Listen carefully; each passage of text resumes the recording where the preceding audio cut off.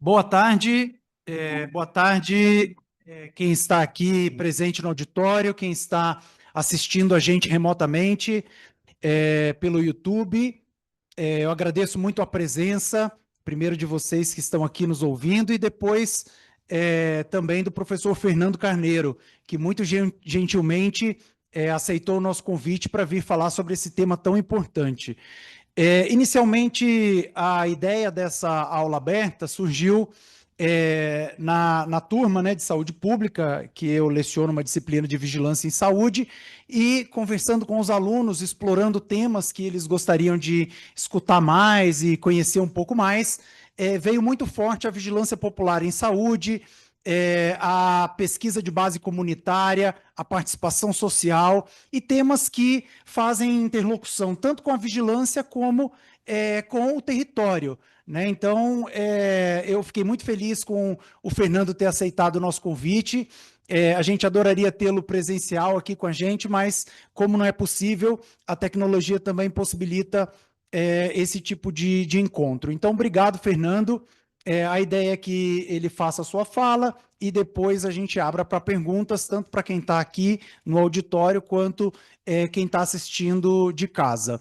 A gente, só um comentário de ordem prática, a gente tem uma lista de presença para emissão dos certificados, então todos vocês, aqui a gente está circulando um QR Code para as pessoas que estão aqui e para quem está assistindo virtualmente, uma presença no chat do YouTube. Então, obrigado mesmo, Fernando, e a palavra é sua.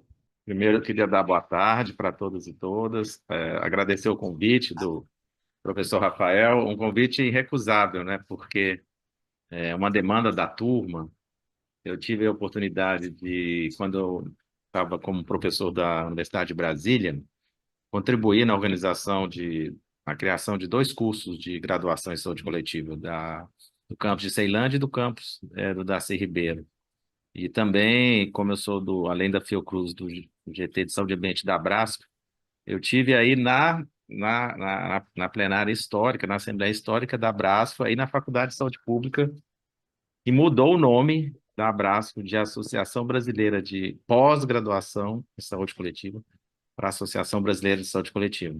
Não foi trivial essa votação, porque alguns abrasquianos achavam que se tirasse o pós ia perder um pouco a ideia de pesquisa, etc, etc. Mas uma força que fez a diferença foi justamente do movimento de estudantes de graduação, que nessa época já estavam bem articulados e também, né, se colocaram nessa assembleia e ajudou a mudança, inclusive, um pouco da natureza aqui da associação. Só daí esse fato histórico que eu acho que é importante ressaltar. Bom, eu preparei aqui uma apresentação para guiar um pouco essa nossa conversa, então vou compartilhar.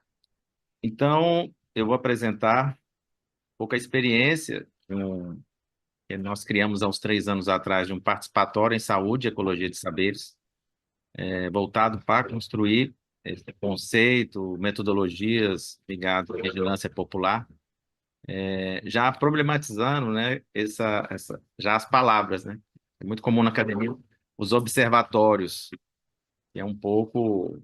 Eu mesmo já coordenei um, não estou falando contra os observatórios, mas a ideia de usar esse termo foi justamente para destacar a importância da realização de pesquisas participativas, né, de ações mais participativas nos territórios, né? Então, um pouco explicando um pouco o sentido aí desse nome, que é um pouco o que a gente estruturou uma pesquisa para dar conta do que eu vou falar nos próximos slides.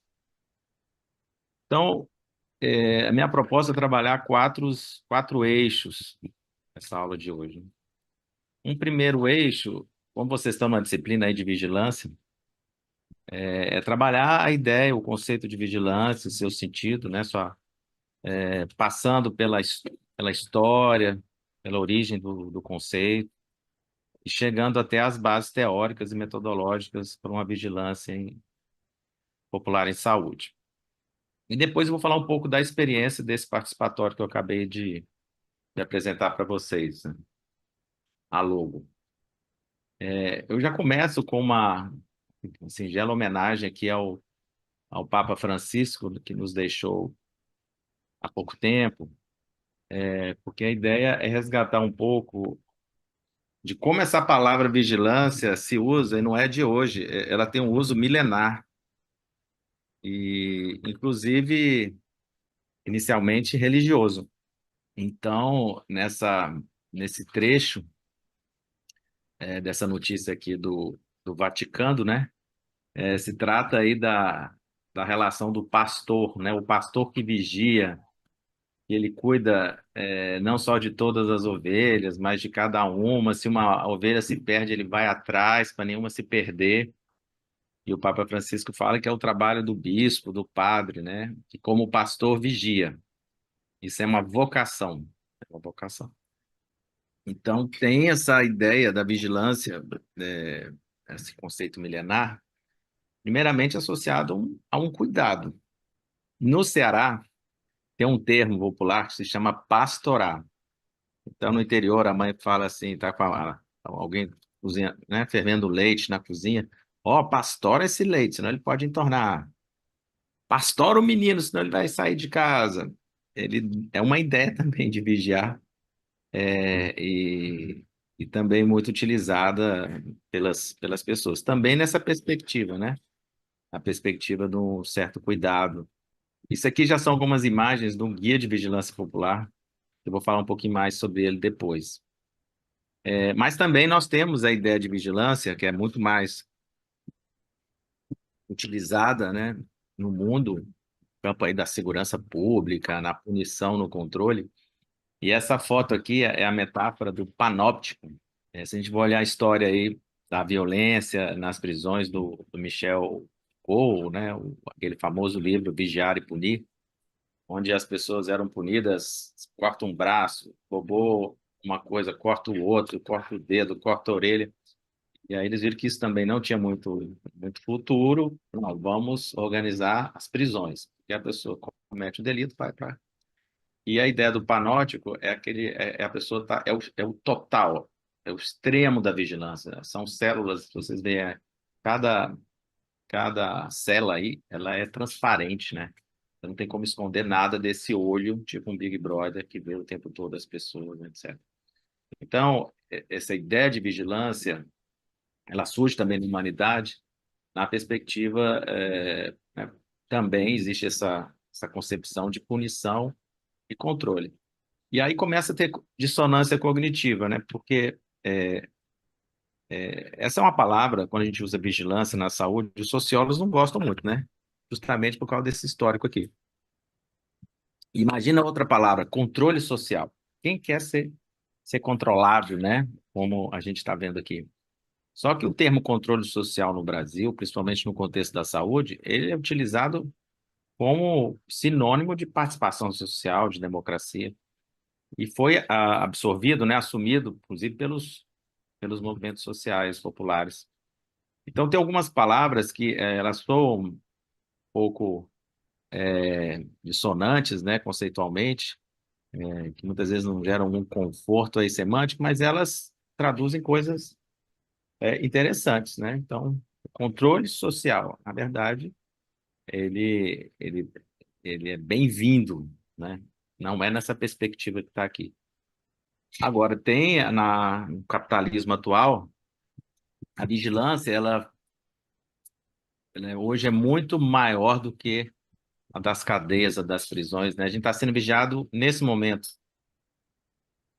Eu sentadinho aqui, vocês sentadinho aí no auditório, tudo que a gente está falando está indo para os bancos de dados do Google, da Amazon, da Apple, do Instagram, agora para a inteligência artificial.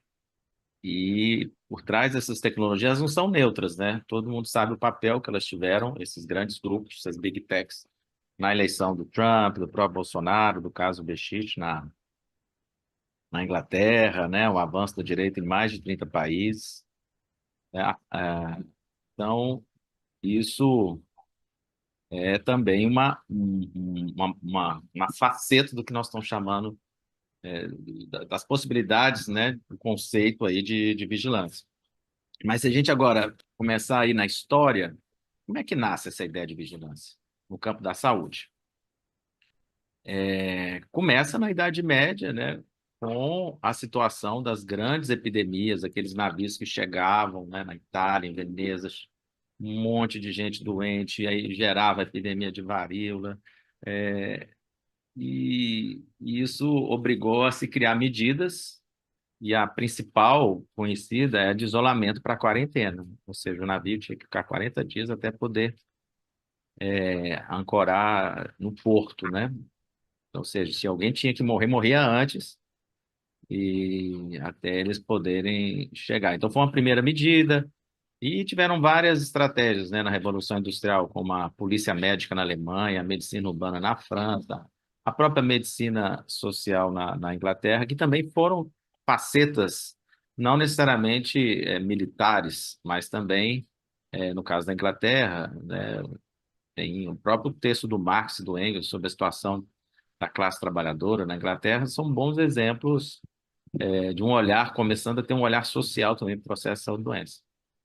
Mas foi em 1946 que o CDC cunha pela primeira vez esse termo de vigilância epidemiológica. Ele é assumido pela Organização Mundial de Saúde em 65, e a vigilância, inicialmente, né, epidemiológica, com a ideia de uma informação para ação, ela vai se consolidando no resto né, do restante do mundo. Agora, é importante no Brasil destacar, inicialmente, né, antes de termos organizado o SUS, a gente se organizava muito por campanhas sanitárias. A antiga Fundação CESP, a SUCAM, muitos aí acho que são desse tempo, né, a grande maioria. Mas aqui é uma foto antiga da Casa do Oswaldo Cruz, de 1940, no Ceará. Isso eram os guardas sanitários. Veja que o termo militar, né, é guarda.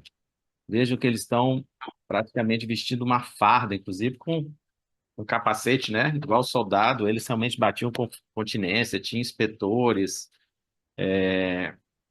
Então, esses termos vigilância, controle, evento sentinela, campanha, eles todos têm uma inspiração militar, né? E muitos autores, como Cevalho, ele coloca que esse DNA é de uma política sanitária, né, autoritária, persecutória, punitiva, muito parecida com o que a gente viu nos slides anteriores, né? O exemplo aí da quarentena. Então, isso é uma coisa também que está no DNA da nossa vigilância, né? Quando vocês vão lá no Posto Saúde, vê aquele cartaz assim, a guerra contra o mosquito, né? Então, os mosquitos gigantes parecendo monstros, né? Faz parte desse ideário da, da vigilância como se fosse uma guerra, né? Em plano literal mesmo, né? Quando você quer, né, estimular a vacinação, você coloca aí as bactérias, os vírus, como parecendo aqueles filmes da Disney, né? De monstros S.A.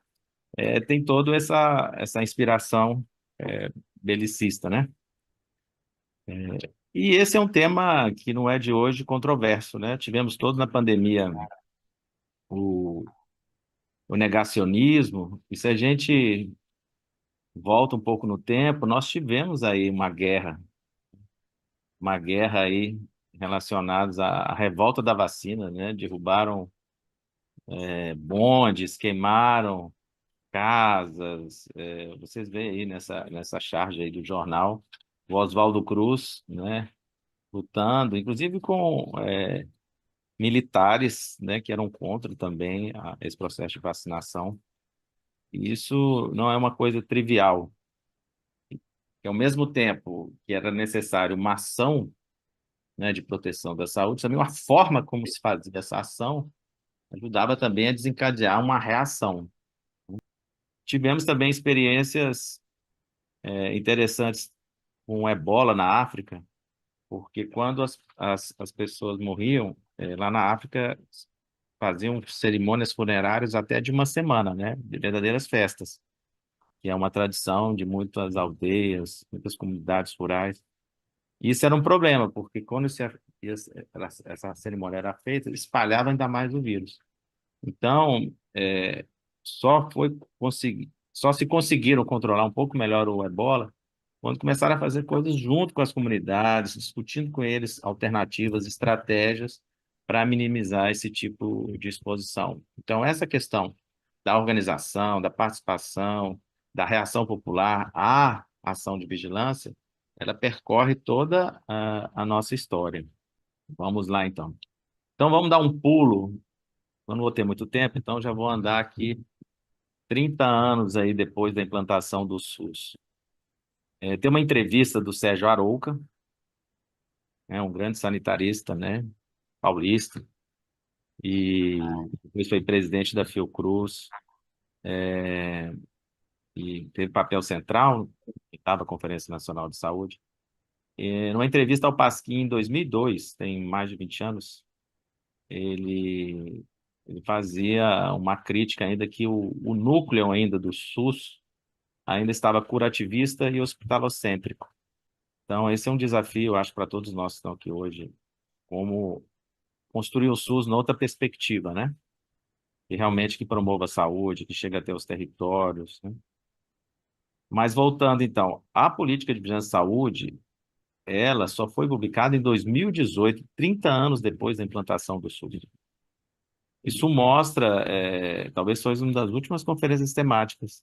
A Saúde do Trabalhador já está, se não me engano, na quarta ou quinta. Aí vocês, isso, na minha interpretação, mostra como a área de vigilância era um pouco mais hermética à participação social, né? Demorou 30 anos para ter a primeira conferência, nem foi o Ministério que liderou, foi o próprio Conselho Nacional de Saúde. Por um lado, foi bom.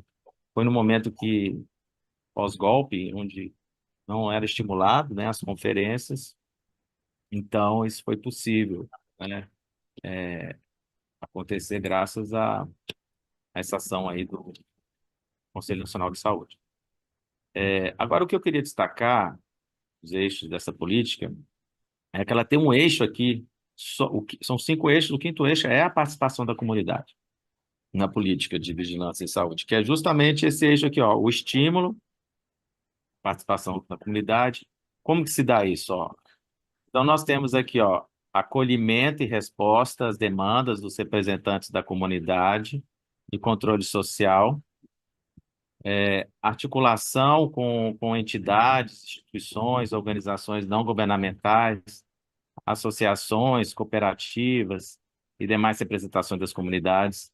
Então, veja a importância dessa parte do acolhimento e resposta às demandas dos representantes aí da comunidade de controle social, né? Então, como que a vigilância ela consegue dar conta disso, né? Essa é outra questão que eu acho importante, que aí eu já vou tratando aqui, que é isso do eixo trata muito mais a questão do controle social. Mas agora eu vou falar das condições que fizeram a emergência da vigilância popular em saúde aqui no Brasil. Nós estávamos vivendo um momento com a pandemia com mais de 700 mil mortes, um relatório final de uma CPI indiciando o próprio presidente, inclusive ele está sendo ainda julgado por crime de genocídio. Então foi se acirrando conflitos socioambientais, e, por outro lado, tiveram resistência de movimentos sociais e começaram a ter experiências de comunidades para enfrentar essa situação. Aqui, em homenagem ao Bruno Pereira, indigenista da FUNAI, ele estava justamente auxiliando grupos de vigilância indígena do Vale do Javari, na Amazônia, ajudando eles a manusearem drone, para documentarem justamente a garimpo de ouro ilegal, madeireiro ilegal, caçador, desmatamento. Então, você vê como foi importante esse trabalho dele, né?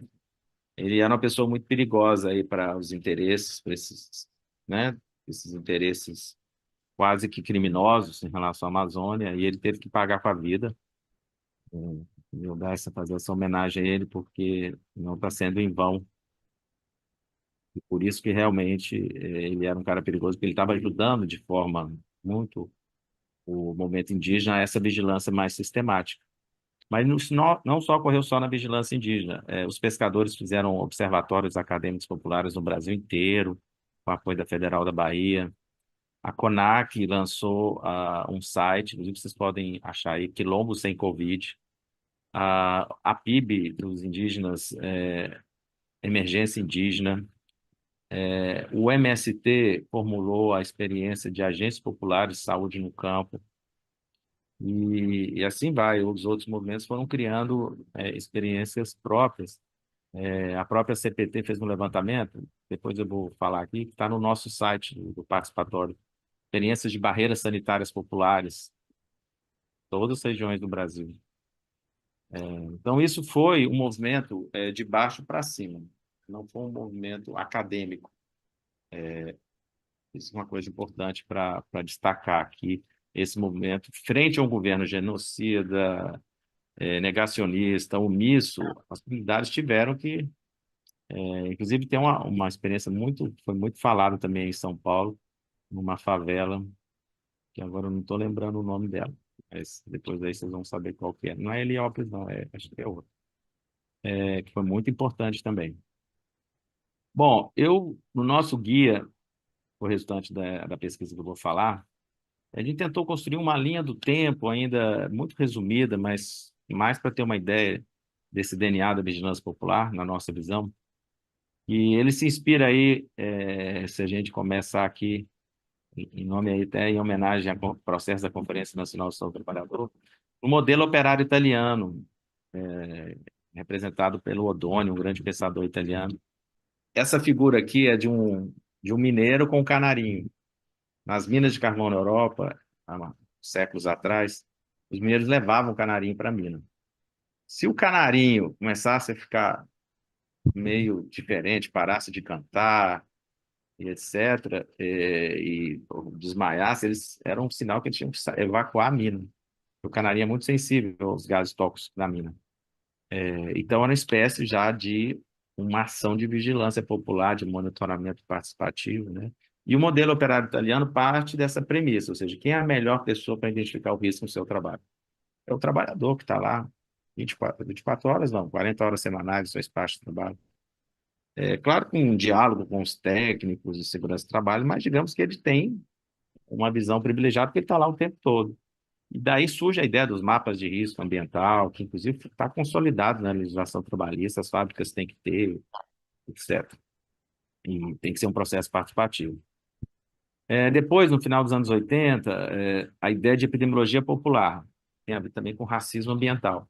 Nos Estados Unidos, foi se constatando que a grande parte do lixo tóxico não ia para regiões ricas, ia onde tinha população pobre, negra, indígena, e muitos epidemiologistas começaram a ajudar essas populações a fazerem esse nexo causal da contaminação química com a saúde. Então, Phil Brown é uma grande referência. Hoje, no Brasil, tem inclusive uma rede brasileira de justiça ambiental que se debruça sobre esses temas. E um mapa da injustiça ambiental e saúde, organizado por um colega da Fiocruz, Marcelo Fico, também é muito interessante esse mapa, recomendo vocês verem. O próprio processo, né, com a democratização no Brasil, surgimento do PT, da CUT, MST, tem uma efervescência aqui no campo também da saúde do trabalhador, e fazendo homenagem também aos nossos colegas latino-americanos, se estrutura, né, esse campo aí da saúde dos trabalhadores, e também é um marco, né? A epidemiologia comunitária na Argentina, que é também uma experiência de apoio comunitário aos bairros populares, o apoio, assim, o uso da epidemiologia para analisar as condições de vida dos bairros populares. No Brasil, Vicente Vala cunha a ideia de vigilância civil.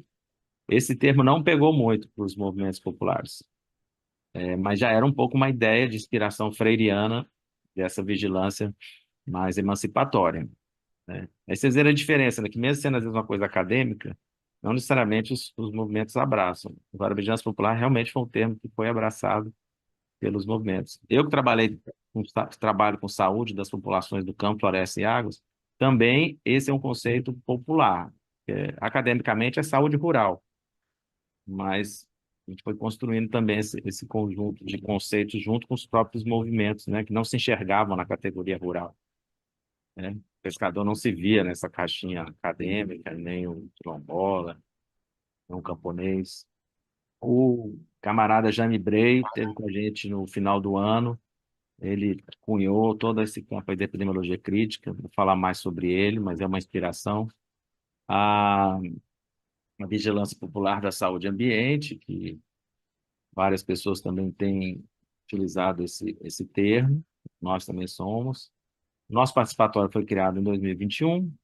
Essas experiências, a exemplo da PIB, foi em 2022. E na Conferência Nacional de Saúde, a última, em 2023, 9 diretrizes sobre vigilância popular em saúde. E aqui alguns artigos que a gente coloca aqui relacionado ao tema aí da vigilância popular em saúde. Está aqui o QR Code, o guia está disponível também online.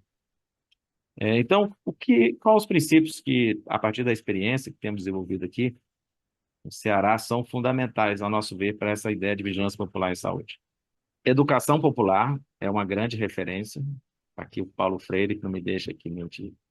A ideia de bem viver, que é um conceito de povos originários do continente sul-americano, mas ele vai muito além da qualidade de vida, essa ideia do bem viver. A ecologia de saberes, uma referência em Boaventura Souza Santos, que é essa ideia do diálogo do conhecimento científico popular, né, construindo uma integração de saberes com maior potência para alterar realidades no contexto de lutas sociais. A pesquisação participativa, também outro grande referência aqui, o Carlos Rodrigues Brandão, por muito tempo aí também na Unicamp, uma grande referência nossa, apareceu recentemente. Mas o Fausto Boda, o Michel Tiolan, são grandes referências. E depois desses princípios, eu vou comentar um pouco de uma análise que a gente tem feito sobre tem desse leque de propostas de vigilância que tem a ver com a participação social. É uma elaboração que ainda a gente está desenvolvendo, né? Então, vocês estão recebendo aqui algo que está... É instigante esse processo, porque ele está em construção, né? Esse conceito ainda. Mas eu tentei organizar aqui algumas, digamos assim, categorizações para facilitar o entendimento. Que uma coisa é uma coisa, outra coisa é outra coisa, né? Então, assim, no âmbito dessa vigilância com participação comunitária, existem muitas experiências, não é novo. Existe um termo que chama vigilância baseada, né, de base comunitária. A OMS preconiza muito, isso é desde a década de 40, é muito forte na África. Você tem líderes comunitários que abastecem o sistema de saúde com informações. Porque muitas vezes nesse país, né, você não tem um sistema de saúde bem como o nosso aqui, que é bem ancorado, né? Já é bem estruturado, tem os agentes, etc. Não, lá é muitos voluntários, né? Então, existe muito essa, essa integração de lideranças com o sistema. Você tem um exemplo também da ciência cidadã, voluntários que ajudam a mapear aves que estão morrendo, macacos morrendo, aí tira uma foto, tem o CIGEV da Fiocruz, que é um sistema que ele já é conectado também com referência ao sistema de saúde, que você filma, fotografa um macaco, já joga num aplicativo, que já joga no sistema, também voluntários, a própria... E outras estratégias de vigilância que o controle social está imbricado. Existe uma outra modalidade, ao nosso ver, que eu estou chamando com abordagem crítica e participativa, mas ancorada muito na academia. Certos lugares, às vezes é difícil o SUS começar, porque às vezes tem conflitos de interesses, né? Dois colegas aqui, o Vanderlei Pignatti no Mato Grosso, a Raquel Rigoto no Ceará, começaram pesquisas sobre agrotóxicos, né, em locais que era quase que proibido pesquisar isso, né? Muitos conflitos de interesse. Então, às vezes são vigilâncias que começam com o apoio da academia e depois, como no caso do Ceará, por exemplo, virou um movimento. O movimento M21 teve o assassinato de uma liderança, José Maria do Tomé, e gerou outros desdobramentos que até chegar na conquista da lei José Maria do Tomé, que proíbe a pulverização aérea de agrotóxicos no Ceará. Ou seja, uma pesquisa acadêmica que ajudou a dar um caldo para o movimento popular, né, de vigilância popular, e como conquista uma política pública, uma lei estadual única no Brasil que inspira outros estados, outros municípios, outros países, né? Você vê a potência que isso tem. E o próprio monitoramento participativo também preconizado pelo Jaime Grey. E nós estamos chamando de protagonismo popular, né? Que essa vigilância civil, por exemplo, de inspiração freiriana, que a gente está chamando de vigilância popular, é como se a gente tivesse uma gradação, né? A vigilância popular seria um nível mais alto de emancipação, de participação. Não que as outras não sejam importantes e necessárias. Muito pelo contrário, são estratégias distintas que cumprem papéis distintos, né? Bom, então, a partir da nossa visão, esses 4 pilares nos ajudam a pensar a base teórica dessa vigilância popular, né? A educação popular, como eu falei, a ecologia de saberes, o bem viver, e eu acrescentaria também a determinação social, que é um conceito já bem estabelecido no nosso campo. Agora, falar um pouco, então, sobre, depois de tanta, né, história, teoria, vamos, então, para a prática. Como que a gente foi construir esse conceito, essa ideia? Então, nós desenhamos uma pesquisação participativa nacional, onde nós cadastramos experiências, abrimos um cadastro online nacional, e a partir de critérios que nós estamos, vou falar mais para frente, nós selecionamos 11 experiências, uma em cada região do Brasil, nós consideramos como de vigilância popular em saúde. E nós fomos a campo, em cada uma dessas experiências, ajudar a contribuir no processo e aprender junto. Então, nós temos depois um site, depois também no próprio guia tem um QR Code aqui. Isso gerou também uma websérie, Vigia Povo. Então, a gente tem foram feitas várias estratégias de registrar esse trabalho. Via site, via websérie, via artigo científico, via um guia. Vou falar um pouco sobre isso para vocês. Então, em cada lugar, primeiro, a gente fazia uma visita ao território antes de ir para a oficina. Esse negócio de já chegar em oficina no território não é bom, um bom aprendizado nosso. A gente separa um dia só para andar pelo território, conhecer as pessoas, os movimentos nos indicarem quem que a gente tem que conversar junto. Varia muito de cada local, mas sempre a ideia de como nossa presença possa ajudar na luta, né, na vigilância popular que eles estão desenvolvendo. E depois, no outro dia, a gente fazia uma reflexão sobre a experiência, né? Por que estão fazendo, com quem está fazendo, como estão fazendo. E também, como é uma pesquisação, teríamos que a gente gera um plano de ação de forma coletiva, né? Destacando dificuldade, conquista, o que pode ser feito para ampliar a experiência.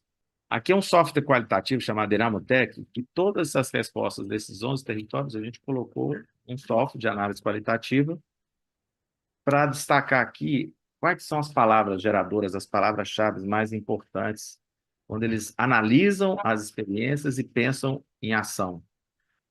Veja a categoria vida, né? Nosso conceito de vigilância popular é protagonismo popular na defesa da vida. Então, a gente meio que confirmamos essa centralidade da categoria vida, não é saúde, nós estamos falando de vida, é um conceito mais amplo. O bem viver é uma categoria que também não é a gente que está importando dos antes, ele surge nos territórios, né? A própria palavra território, direito, comunidade, luta, então são todas palavras muito importantes na construção desse conceito. E nós usamos também muitas estratégias de tradução do conhecimento. Muitos autores chamam de tradução intercultural. Nós levamos a campo como é que eu posso dizer? Um artista que faz, aqui no Ceará, se chama conversa desenhada, mas o termo técnico é facilitação gráfica. Ricardo Wagner. Então, no calor da hora das nossas oficinas, ele ia desenhando síntese do que, às vezes, uma plenária de 2 horas, né? Isso aqui foi um dos territórios, que é o Quilombo do Cumbe, aqui do Ceará, que está atingido, né, em termos de mudança climática, né, está atingido por eólicas, carcinocultura, roubo de água nas suas dunas, e eles são também pescadores, e essa imagem síntese desses vigilantes populares, né? Eles se sentem guardiões e guardiões do território, e a ideia de corpo-território, ou seja, tudo que acontece no território afeta eles porque eles são isso aí, ó. homem e mulher. São mangue também. Quando joga a substância química da carcinocultura no mangue, eles sentem nas peles, nos corpos, porque eles vão lá mariscar. Então, é uma coisa muito presente nas experiências que a gente visitou. Nós tivemos vários casos emblemáticos, siderurgia, agrotóxico, como eu lhe falei, essas agora. E para cada caso a gente desenvolvia essa tipologia, a gente colocava o foco, o sujeito, o que move, e esses atributos, né? Se tem protagonismo popular na defesa da vida, então explica, a gente explicava. Tem produção de conhecimento compartilhado, aí a gente detalhava. Então, cada um desses atributos foi preenchido para cada dessas experiências junto com eles. E indicadores, né? A vigilância não precisa de indicadores, então a gente trabalhava na perspectiva da determinação social, da dialética, não só indicadores de denúncia, mas indicadores de anúncio, de bem viver. É o que também o Paulo Freire chama de inédito viável, aquela situação que vocês acham, né? Vou dar um exemplo de Açailândia, que nós trabalhamos lá em Açailândia, no Maranhão.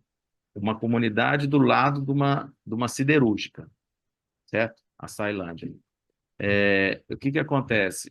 Jovens, um coletivo de jovens foi apoiado pela Fiocruz, o Centro de Ecologia Humana e Saúde do Trabalhador, da ENSP, lá do Rio, da Escola Nacional de Saúde Pública, e eles tiveram acesso a monitores portáteis da qualidade do ar. Esse coletivo de jovens, que atuou tanto em Santa Cruz, do Rio de Janeiro, uma das maiores siderúrgicas da América Latina, quanto também lá no Maranhão, eles começaram a fazer contra-relatórios, porque os relatórios das empresas estava tudo lindo, maravilhoso, né? Era auto-monitoramento, o órgão ambiental aceitava. E na medida que eles foram fazendo esses contra-relatórios, encaminhando para o Ministério Público, no caso de Açailândia, eles venceram. A siderúrgica teve que realocar a Piquiá. Então, hoje eles estão morando, foi depois de alguns anos, no Piquiá da Conquista, um bairro planejado da forma como eles queriam morar, com casas da forma assim que eles achavam que era melhor, etc. Claro que no limite, mas não é só como um conjunto de habitacional qualquer, porque essa luta permitiu isso, eles construíram algo que era impensável, né? E outra característica, aqui é o território que eu cheguei semana passada, já é a quarta atualização do plano de ação lá no Rio Grande do Sul.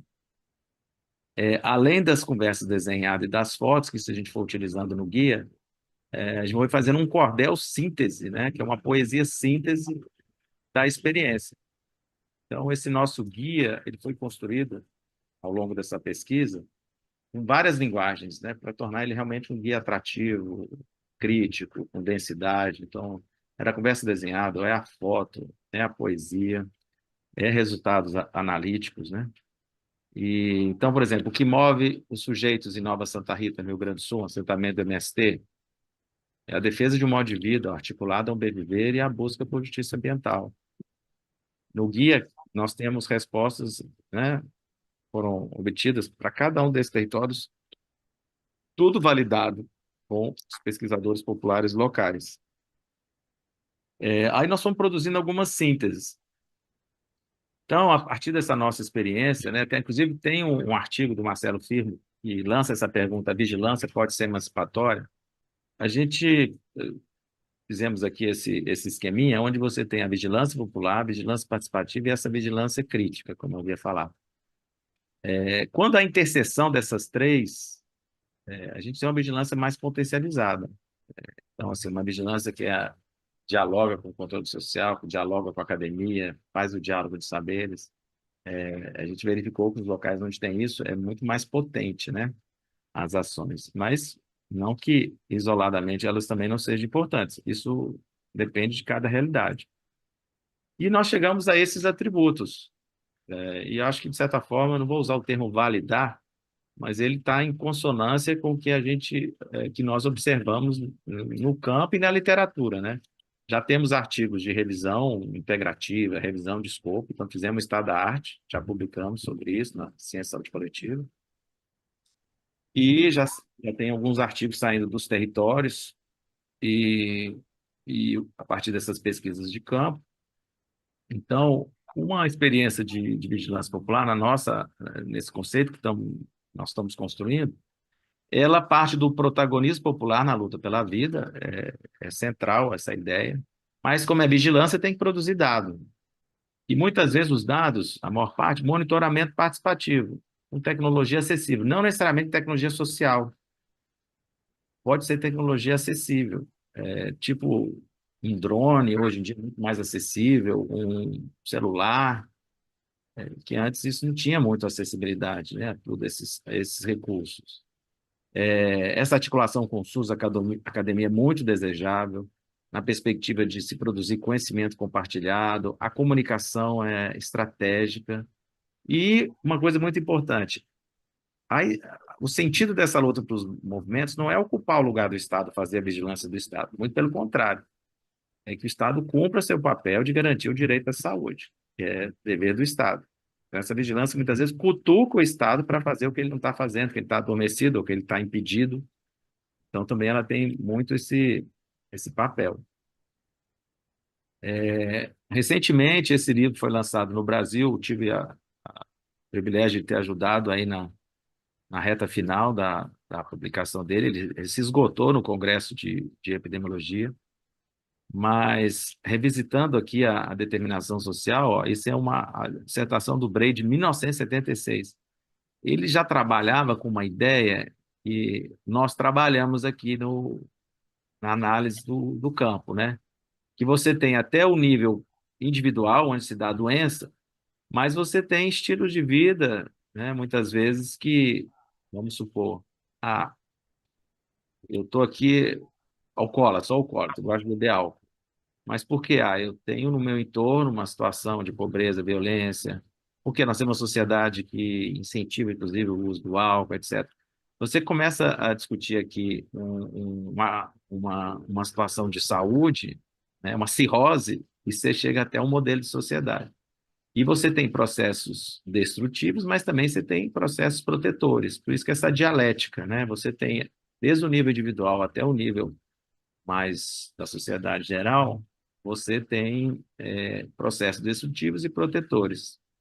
Pois é, nós usamos esse referencial e construímos aqui essa figura a partir do resultado de todos os 11 territórios, né, de norte a sul do país.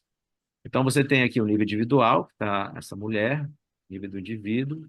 Então, você tem o bem viver que você pode alcançar aqui, mas também, por outro lado, você tem processos destrutivos de morte, coceira, cheiro de veneno, né, no nível mais aqui do modo de vida.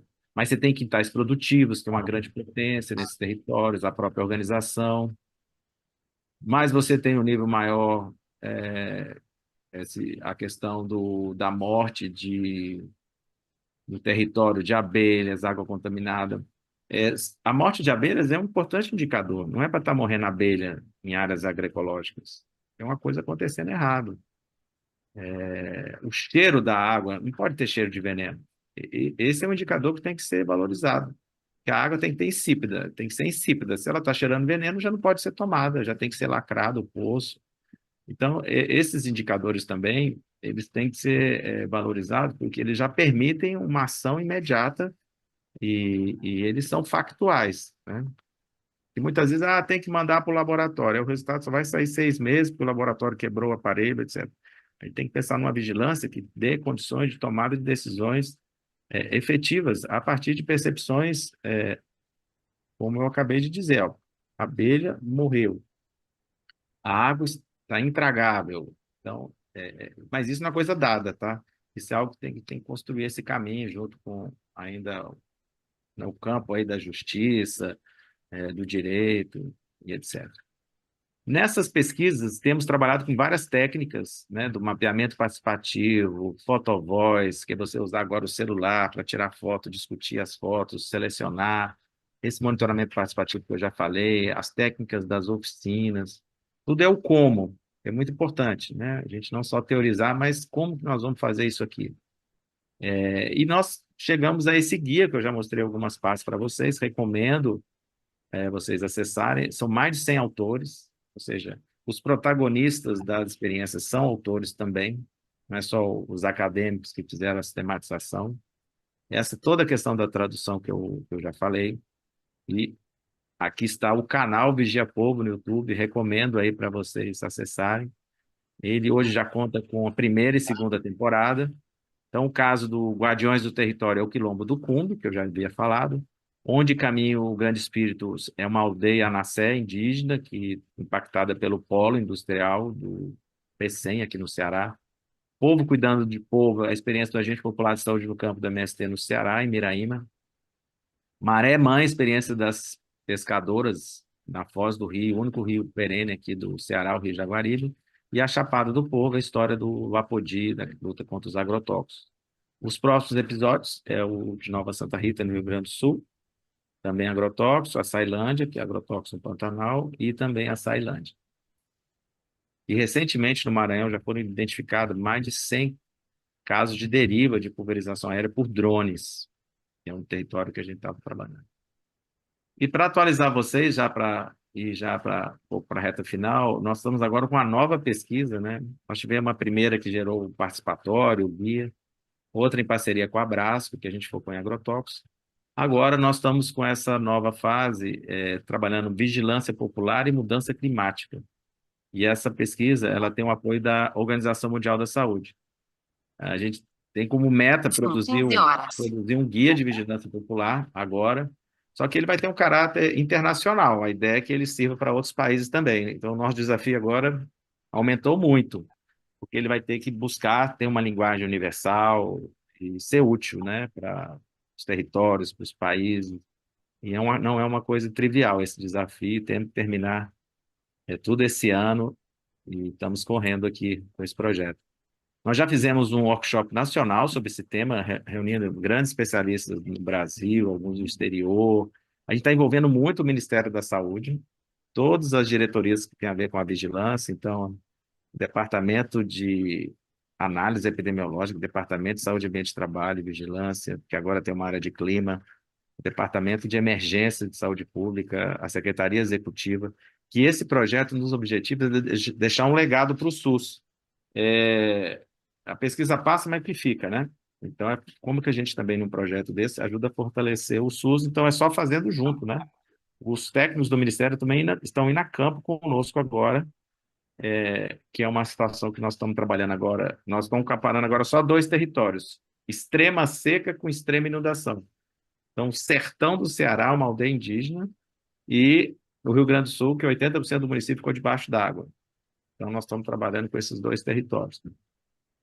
Nós fizemos aqui está a conversa desenhada desse seminário, que são três grandes fases. A primeira fase foi um seminário nacional, esse workshop nacional, que a gente apresenta o projeto e aprimora ele com esse público do SUS, academia e movimentos. Depois nós fomos a campo, encerramos o campo agora, semana passada. Depois vamos fazer um novo seminário com uma proposta de guia para ser aprimorado. Esse aqui já é o relatório do workshop, já deu mais de 200 páginas, mas vocês vão poder, quem quiser, ter uma síntese em 15 minutos desse seminário. Ele está aqui no YouTube, eu vou deixar essa apresentação também para o professor Rafael, mas ele está no YouTube da Fiocruz Ceará, é só vocês procurarem lá por esse nome, né, Vigilância Popular, YouTube da Fiocruz Ceará, e vocês vão poder ver a síntese desse seminário, com entrevistas dos principais atores, etc. Workshop, perdão. Então, já vou adiantar para vocês resultados parciais, né? Não tem nada publicado, que foi isso aqui, não tem nem um mês. O que a gente foi fazer nesses territórios? A gente construiu todo por meio de ciclos de cultura, vivências, toda uma problematização sobre essa questão das mudanças climáticas, o impacto na saúde. Aí nós construímos um mapa participativo e um plano de ação. E o interessante, isso aqui na aldeia Mundo Novo, no Ceará, uma aldeia indígena do movimento Potiguar-Tapuia, aqui é o interessante desses trabalhos, né, de construção coletiva, que é aqui, ó, já entregamos o mapa. Então, você não vai para a universidade para mandar não sei quanto tempo depois sem mandar os resultados. O resultado já entrega em tempo real, ou seja, eles já estão com um plano, está aqui o plano acima à direita, ou seja, o que, quem, com qual parceria e quando vai ser feito, e já tem já o mapa onde se localiza as questões que ameaçam, que promovem a vida, os processos tanto destrutivos quanto protetores.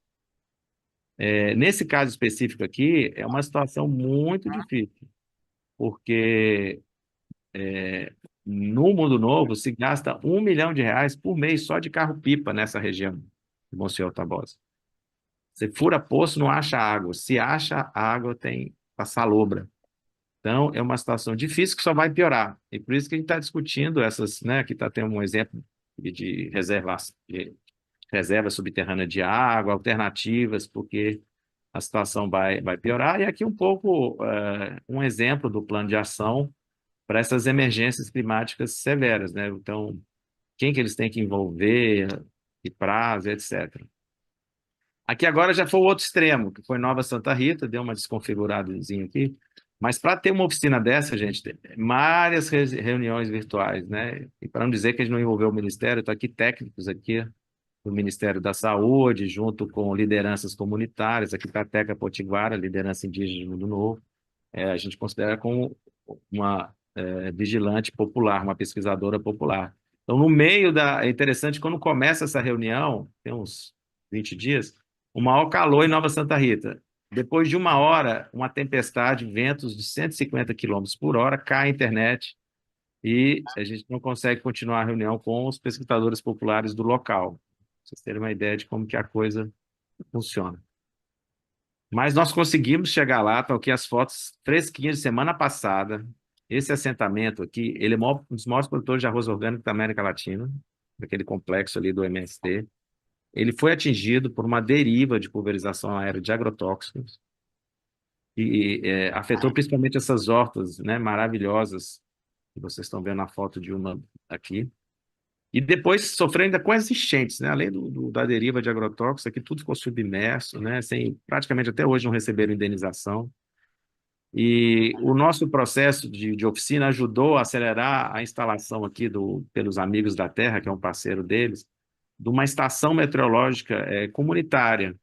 E aqui eles vão poder monitorar o vento, se o avião subir, dos arrozeiros que ficam em volta, essa estação joga em tempo real as condições de vento e temperatura, e aí eles vão poder checar se esse avião está cumprindo, porque o problema sempre era o vento que já levava tudo para as plantações deles. Então, é uma forma também de ter um monitoramento participativo comunitário, e novamente fizemos esse mapa que ficou muito bonito e que já ficou lá para eles atuarem sobre essa questão na semana passada. Interessante Nova Santa Rita, viu, gente? Também isso aconteceu no Monsenhor Tabosa, é uma tipologia de participante.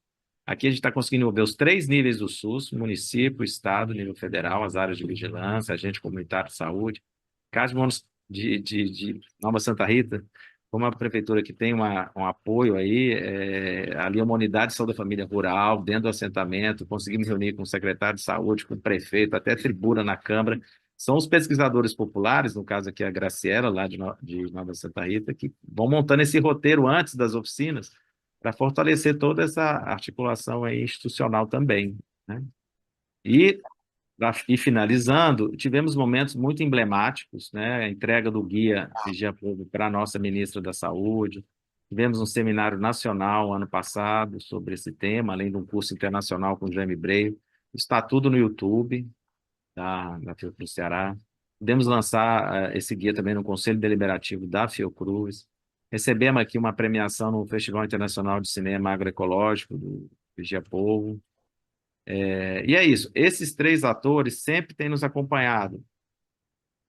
SUS, movimentos populares e academia. Isso se potencializa muito nessa pesquisa. Temos ainda sempre no horizonte essas 3 lutas, né? A luta anticapitalista, porque realmente esse modelo ele só está gerando morte, doença. A luta contra o patriarcado, ainda a questão de gênero, uma questão muito importante. As mulheres têm um papel destacado nessa vigilância popular. E a luta contra o racismo, né? Ainda são essas populações que sofrem mais por todos esses processos, né, de violência, exclusão. Esse projeto é impossível fazer ele só, como vocês podem ver, articulações com movimentos sociais a nível nacional, a nível mais local, dentro da própria Fiocruz, com outros parceiros de outras universidades e do próprio SUS. E aqui eu deixo a pergunta aqui do Galeano, para que serve essa utopia, né? Ela serve para isso, para que eu não deixe de caminhar. E mesmo frente a situações tão... Hoje a gente vê a situação na Palestina, você vê a situação das nossas grandes cidades de violência. Então, como que a gente pode, mesmo em questões tão longe da gente, ou questões já tão próximas que a gente não vê solução, eu acho que se constrói muito inéditos viáveis junto com essas comunidades. E então, para quem quiser saber mais, a gente tem um Instagram, Participatório em Saúde, aqui à esquerda, quiserem acompanhar um pouco o que a gente anda fazendo. A gente também tem um site, que é www.ceará.fiocruz.br/participatório. Aqui tem o resultado desse levantamento nacional que a CPT fez, a Comissão Pastoral da Terra, das barreiras sanitárias populares. Então, vocês vão ver exemplos em vários locais do país. Está bem interessante. Aí tem livros. Quando a gente estava construindo o projeto, a gente fez reuniões com pensadores do campo. Então, a gente discutiu, por exemplo, vigilância e epidemiologia, com a Lígia Kerr, que é uma epidemiologista aqui do Ceará. Vigilância Popular e Vigilância Saúde, com o Guilherme Neto, que ajudou a ser o relator, né, dessa conferência nacional, com o próprio Pignat, com o próprio Marcelo, com pesquisadores da Universidade de Coimbra, com indígenas. Então, lá tem todos esses diálogos virtuais que foi importante para a gente ir construindo também esse conceito, e também o resumo de cada um desses territórios, né, o que a gente encontrou lá. E para terminar mesmo, meus contatos e uma fala da filosofia africana, né? Que sozinho vou rápido, mas junto vamos longe. Eu sou porque nós somos. É isso. Obrigado. Ah, maravilha. Poxa, obrigado. Valeu demais por essa aula maravilhosa sobre vigilância popular em saúde, né? Eu queria só reforçar aqui para os alunos, né, e os ouvintes acompanharem o participatório, o YouTube de vocês, né, e acessarem o guia Vigia Povo de Vigilância Popular em Saúde, que está muito bonito, o documento muito completo. Então, assim, só para reforçar, para as pessoas acessarem esses documentos, seguirem esses canais, porque eles estão muito informativos e realmente, né, as pessoas podem ir acompanhando a vigilância popular e a atividade de vocês relacionado ao tema. Então, obrigado, Fernando. Eu queria fazer alguns comentários a partir do que foi posto, né, por você, e aí destacando algumas questões importantes da vigilância popular em saúde e como que você muito legal mostrou para a gente como que apesar de ser um campo novo, o campo da vigilância popular em saúde, né, definido como campo de atuação né, e isso vem sendo construído por vocês, mas como que isso bebe, né, como que a vigilância popular em saúde ela bebe de fontes, né, e de lutas que são antigas, né? Como você falou, do movimento italiano, trabalhador italiano, e outros conceitos tradicionais, conceitos da própria ecologia dos saberes, né? E outra educação popular em saúde do Paulo Freire. E aí, uma coisa que eu venho sempre em sala de aula reforçando é como que a epidemiologia, a vigilância enquanto campo, né, também é um campo recente, você mostrou, né, a nossa Política Nacional de Vigilância só veio em 2018, muitos anos depois da criação do SUS, como que esses campos, eles estão, né, de alguma maneira, e como que a própria vigilância popular ela está na gênese do nosso Sistema Único de Saúde, quando a gente fala do controle social, da participação popular, e não é nenhuma novidade, né, Fernando, que a ciência ela precisa estar articulada e precisa envolver a comunidade desde o início do planejamento da pesquisa até né, a problematização e a busca por soluções que também precisa ser compartilhada, né? Me chamou bastante atenção aqui quando você fala dessa questão, né, de envolver a comunidade desde o início, né, desde da pergunta da pesquisa, então, já sendo uma coisa construída com a comunidade. Isso me fez lembrar de uma história curiosa e uma colega que fala do pesquisador mosquito, né? E aí a imagem do pesquisador mosquito é aquele que vai na comunidade, chupa o sangue, né? Volta com um monte de tubinho e nunca mais aparece na comunidade.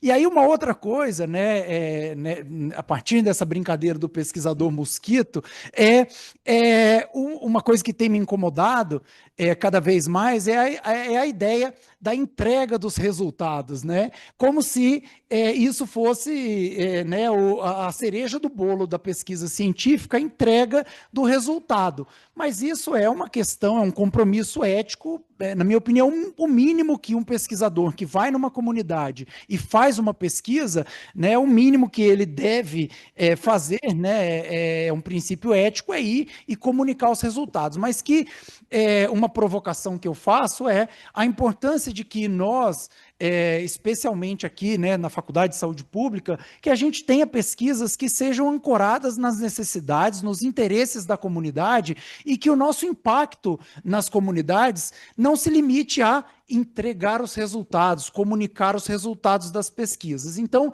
eu acho que a vigilância popular em saúde é também esse chamado para ação, né, para uma vigilância que não apenas conte casos, né, conte óbitos ou quantifique riscos, mas uma vigilância que busque, como a própria origem da vigilância preconiza, intervir nas comunidades, construir junto, né? Então, eu queria só um pouco que você também comentasse um pouco, né, sobre essa importância de pesquisas conectadas com as comunidades e não, né, esse extrativismo acadêmico de ir coletar o dado e comunicar os resultados só, né, em artigos científicos, mas intervir nas comunidades e tentar sempre, né, melhorar a vida das pessoas, proteger a saúde das pessoas. Então, se você quiser comentar um pouquinho sobre isso, para a gente ir aquecendo as perguntas aqui. Não, são ótimas questões. Vou começar até pelo final, então. É, essa ideia de entrega, né, de resultados, eu já refleti muito sobre isso. Porque se você... Tem um termo também, devolutiva, né? Se você devolve, é que você pegou algo, né? Mas se você está fazendo junto, não tem essa ideia de devolutiva, entrega. Você está fazendo o processo junto, né? As pessoas estão acompanhando tudo. É um pouco da forma como a gente tem se esforçado.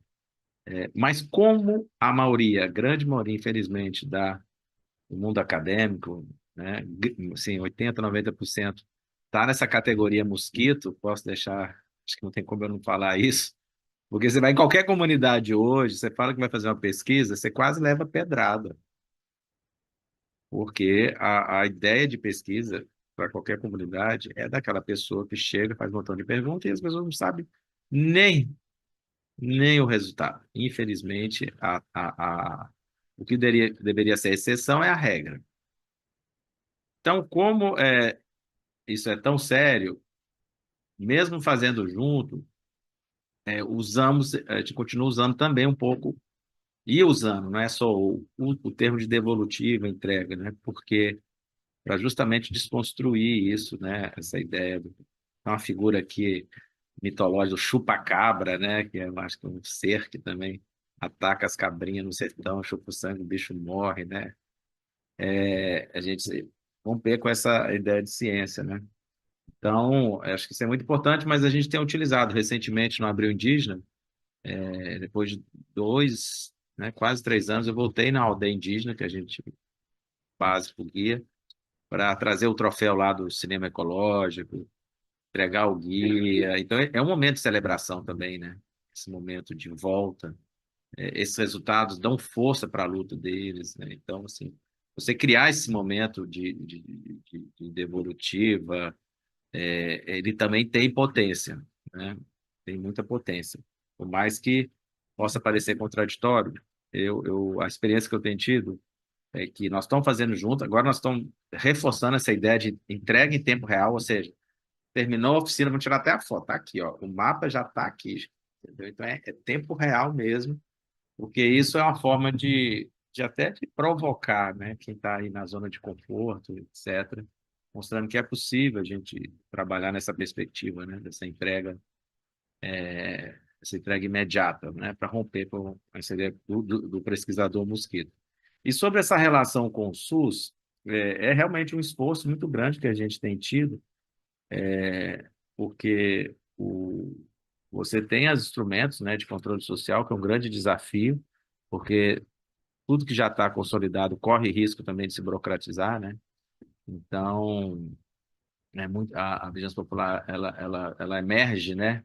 Ocupando um espaço, acho que importante de ajudar o próprio sistema a sair um pouco da zona de conforto.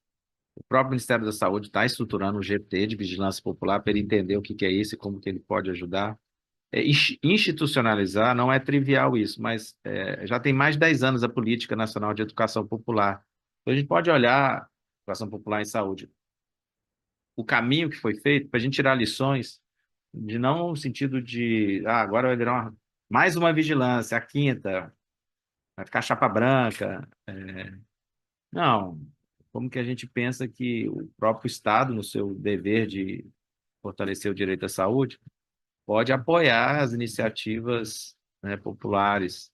Um exemplo é o AGPOP SUS, uma política de vamos formar mais de 50 mil agentes educadores populares de saúde, que foi inspirado na experiência dos agentes populares de saúde, começou lá com a MST, e hoje virou um programa nacional. Ele é voltado para lideranças comunitárias. Então, veja que isso foi uma política, política pública, que o AGPOP SUS, ela nasceu da experiência, né, de ação dos agentes populares de saúde e trabalharam na pandemia.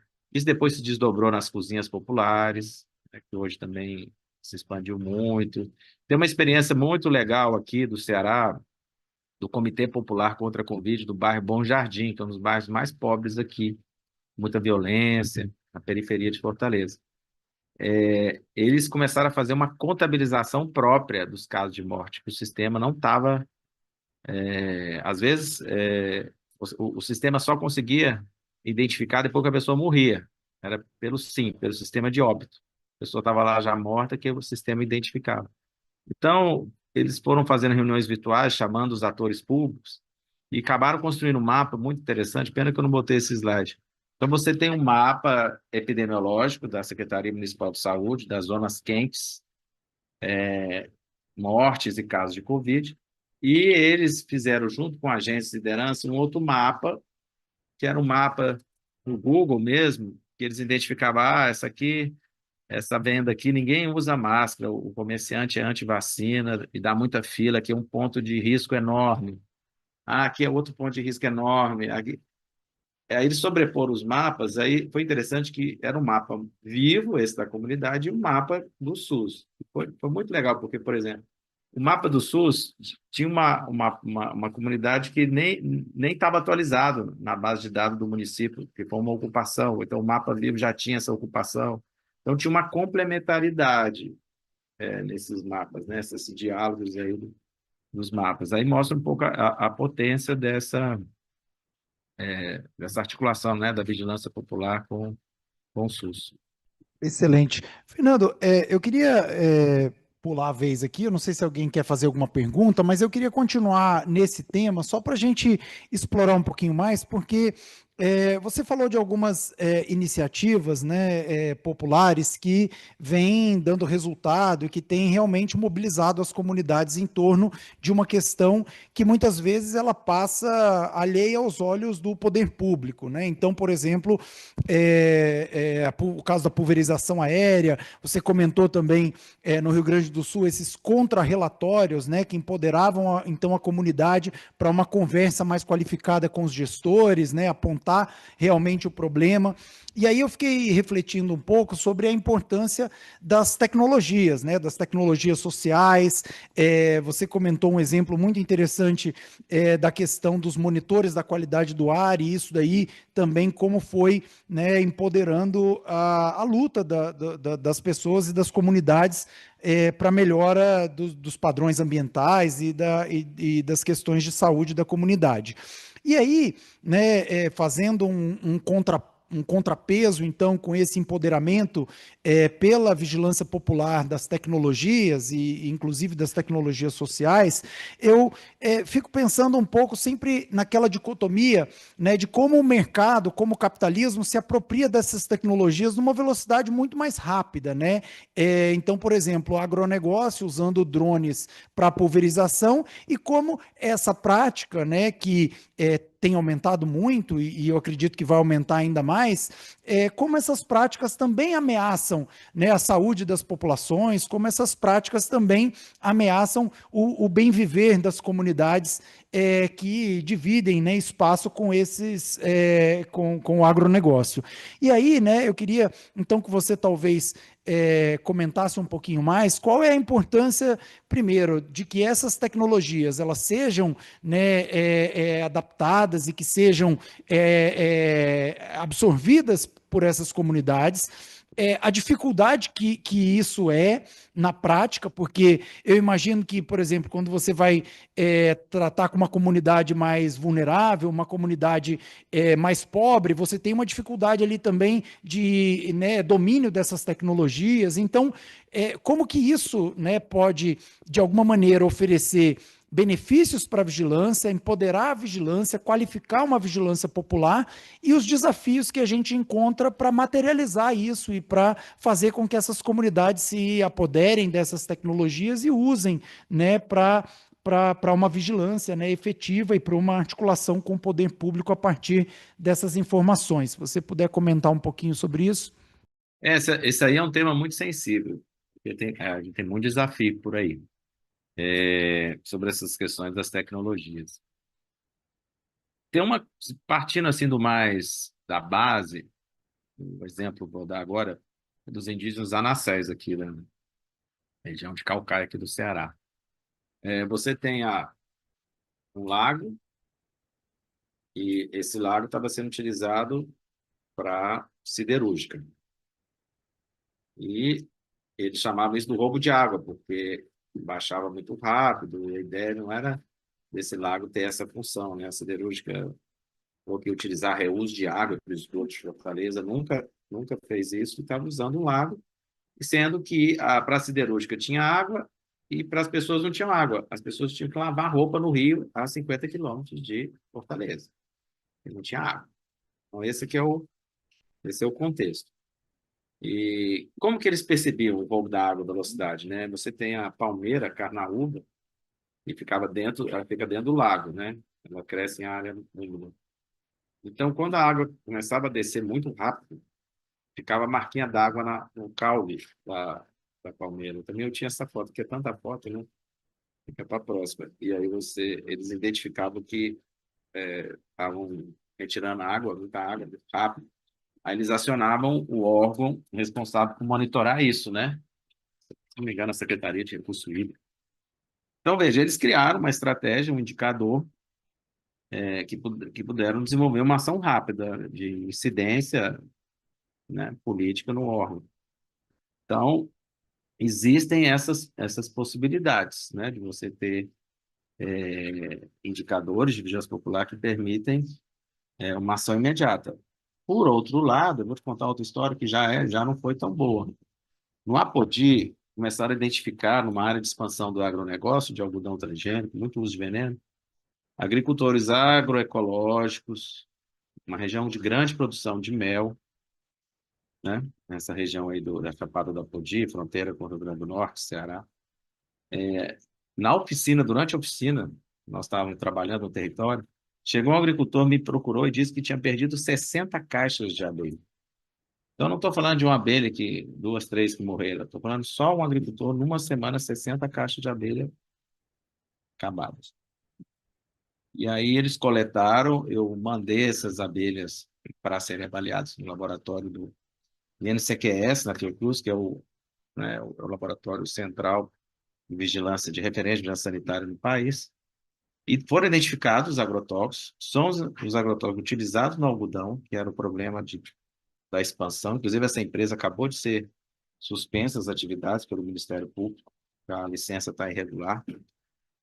E aí eles marcaram uma reunião com o órgão ambiental, a comunidade, e eu fui junto. Aí nós apresentamos o laudo. O fiscal ambiental fez o seguinte discurso. Mas não, essa abelha aqui, a gente não sabe se morreu, se ela morreu por causa do agrotóxico. Você só encontrou agrotóxico nela. Ela também pode ter voado para a área do agronegócio, tem um pivô de irrigação, deve ter bebido água com veneno, ela pode ter morrido também, porque ela invadiu a área do agronegócio. Então, assim, vejam, se a gente for chegar nesse nível, eu vou ter que conseguir um radioisótopo, né, acoplar um chip, microchip, nanochip numa abelha, para eu poder comprovar que realmente, né, uma avaliação, e ela morreu por causa do agrotóxico. Então, isso não tem fim, isso é um negócio milionário. Então, essa é uma armadilha, certo? Esse tal nexo causal, que a gente vai ter que aprender a lidar com isso na relação com. O Ministério Público tem criado vários fóruns estaduais de combate aos agrotóxicos, né? Aí tem aqui também. A gente tem que fazer esse diálogo com o campo, né, do direito, porque Nova Santa Rita foi um atentado. O avião pulverizou agrotóxico em cima das casas, justamente para constranger, para expulsar eles do território. Isso é uma guerra química. E até hoje a justiça não terminou aí, a Polícia Federal não fez o laudo direito. Então, assim, essa aí temos um desafio muito grande aí nessa perspectiva do que eles chamam da comprovação do dano, né? Então, é a vítima que tem que comprovar, né? Não é o poluidor, não, é ao contrário aqui no Brasil. Então, isso é um desafio. Felizmente, as experiências que eu tenho visto também de vigilância popular, o uso de algum desses indicadores, né, a partir do laboratório da natureza, vamos dizer assim, para tomada de decisões, chamada nos órgãos, né, e etc. A gente tem uma pergunta aqui do auditório, então vou pedir para você se apresentar, falar o curso e aí pode fazer a pergunta. Primeiramente, eu gostaria de agradecer, assim, pela aula. Acho que foi muito incrível, assim, ter esse momento de conversar sobre vigilância popular. Eu acho que eu sou, primeiramente, eu me chamo Ian, eu estou no meu último ano da graduação de saúde pública e foi uma das primeiras vezes onde a gente teve esse momento para debater e conversar sobre esse assunto tão importante, assim, sabe?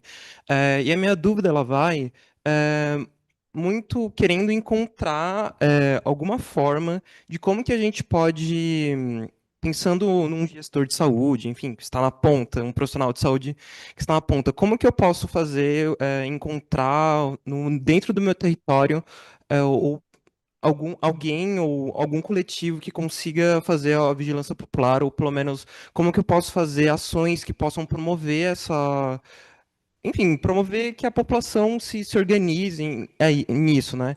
E para além disso, né, eu acho que também qual é o papel, pensando de um gestor de saúde, por exemplo, qual é o meu papel referente à vigilância popular, sabe? Quais ferramentas eu tenho que dar para a população, porque também compreendo que também não é só você ir lá e falar, agora é problema de vocês, vocês fazem sozinhos. Não, eu acho que tem uma participação extremamente importante, né, para além, né, dessa questão do gestor, mas também da academia de estar dando da forma que for possível os seus centavos para essa construção dessa vigilância popular, né? Então, eu queria saber um pouco de como que fazer essa ativação em territórios que, pelo menos de primeira mão, eu não encontro uma vigilância popular tão ativa, em comparação aos relatos que você deu, que eu acho que deu sim alguns elementos de como fazer, né? Mas eu acho que queria saber como que eu posso ativar isso em um território. É isso, muito obrigado, viu?